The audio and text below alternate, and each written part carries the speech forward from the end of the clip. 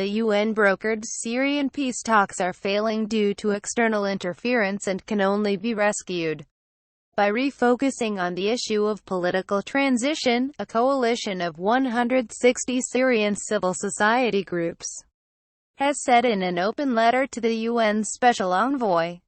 The letter to staff and de Mistura reveals a deep frustration that the UN has allowed the peace process to be hijacked by regional players with their own agendas.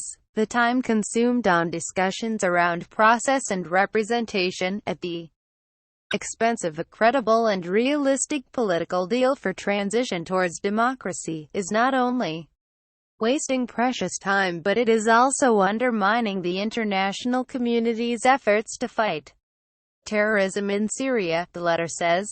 De Mistura has led 7 rounds of discussions in Geneva, but in recent months they have become bogged down by attempts by Turkey, Russia, Iran and the Gulf states to shape the process. The most recent round of talks made virtually no progress.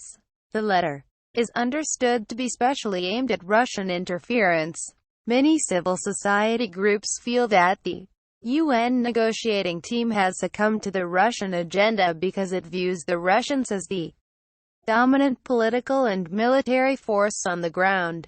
De Mistura's critics claim he has been too willing to adjust the process to suit the demands of external actors, leaving central issues such as humanitarian protection, detainee releases and political transition on the back burner.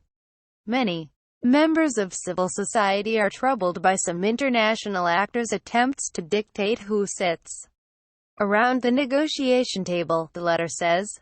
For the Geneva process to be truly inclusive and Syrian-led, it must serve the Syrian people's aspirations first and foremost for a transition towards a democratic and free Syria. Allowing the priorities and direction of the process to be shaped by international actors has only weakened the process and diverted it from its central function. Asserting the civil group's relevance to the talks, the letter says, Syrian civil society activities are essential in the fight against extremism. Moderate voices, as we represent, have the power to push back against the extremist forces and fill the vacuum on the ground.